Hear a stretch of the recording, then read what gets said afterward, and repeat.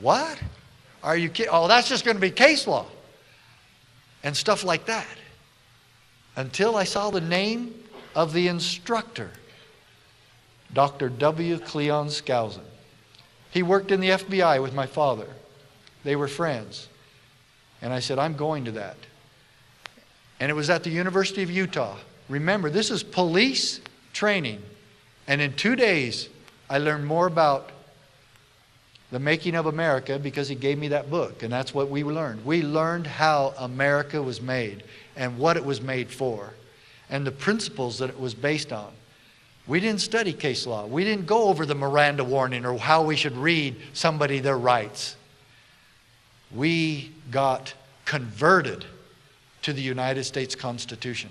And this frail man who wasn't very good looking spoke with the power of God.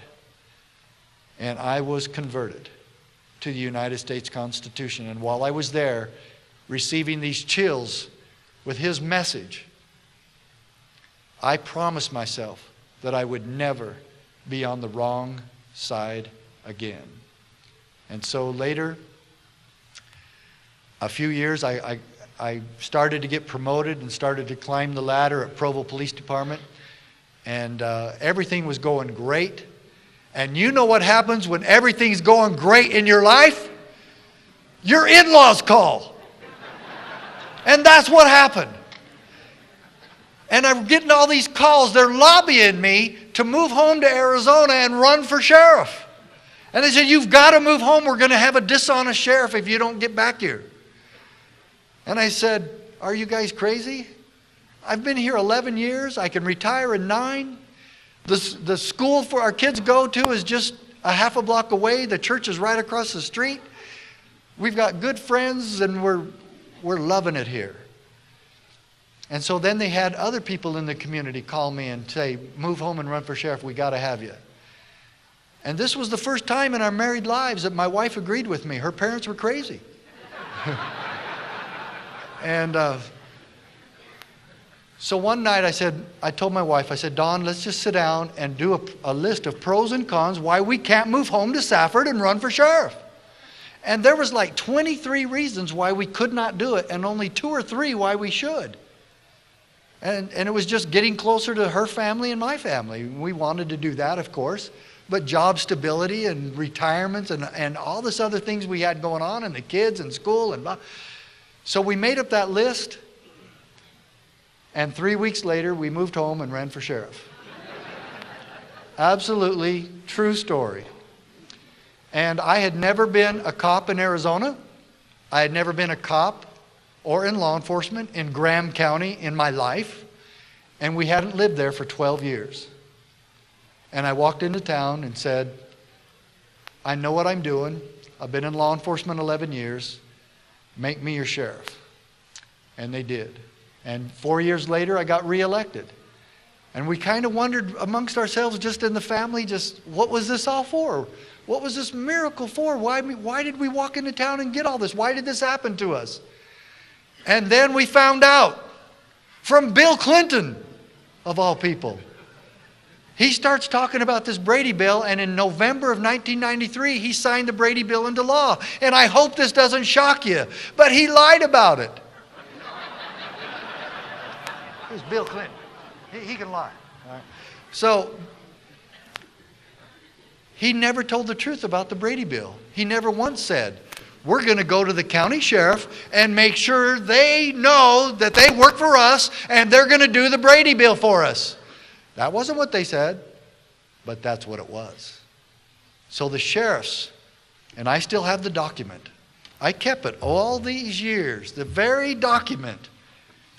Department of the Treasury, Bureau of Alcohol, Tobacco, and Firearms, January 21st, 1994. 3 agents of the BATF come to our Sheriff's Association meeting in Phoenix, Arizona and said, Sheriff, this document is your marching orders. This is what you will do to comply with the Brady Bill. Ooh, who is right? You never heard so much cussing in your life when those 3 guys left. There's only 15 counties in all of Arizona. There's only about 12 sheriffs at this meeting. But boy, it was loud and it was hot. They said, These BATF agents think we take orders from them. People were throwing this document, sheriffs were throwing this document and cussing like you wouldn't believe. And they called a special meeting. We've never done this before. We need to all get together next week and find out what we're going to do about this Brady Bill crap. And most of the sheriffs I think only one was missing this time. 14 of us now. What are we going to do about the Brady Bill? And there was one suggestion that maybe we could just say, no, we're not doing it here. What if all the sheriffs in Arizona, what if just maybe 10 or 12, maybe just 7 or 8, had signed a letter saying, thank you for the Brady Bill, Congress, CC it over to the White House and to the Justice Department, and say, it was a real nice document, we liked reading it, we got a lot of cussing out of our system, but it will not be applied in these counties. And sign it. And maybe get all of them and say, it won't apply in Arizona. Take it back to Washington, D.C. and shove it up 1600 Pennsylvania Avenue. Thank you very much. It's over. Do you really think, do you know how much time? This took 3.5 years to get all the way to the Supreme Court and win this case. That's really fast for Supreme Court cases. That's fast. You really think the sheriffs have that kind of time and money? It costs $300,000. And so, after all was said and done, everybody acquiesced and kind of said, there's nothing we can do. We can't fight the feds on this. We'll just have to kind of go along as best we can. And I'm just sitting there shaking my head. I'm the youngest sheriff in Arizona at the time. I'm not trying to push my weight around to these other guys, you know. And so I had a 2.5-hour drive home. And I decided that by the time I walked in the house and saw that little blonde girl again, that I was going to tell her that I was going to sue my own federal government. I'm going to sue the Clinton administration. I'll bet she's going to be thrilled with that, you know? Oh, good. I've seen what happens to people who sue the Clintons. This should work out real nice, you know? And so I walk in and I just bursted out and I said, honey, I'm suing the Clinton administration. I'm going to stop the Brady Bill. I'm going to sue the federal government. And she goes, don't I get a kiss? And I said, yeah, okay. But I'm going to sue the federal government.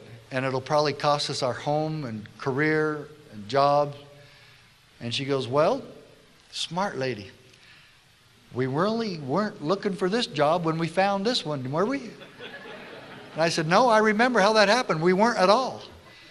And she goes, you just do what you need to do. And so the decision was made. It wasn't a political action committee.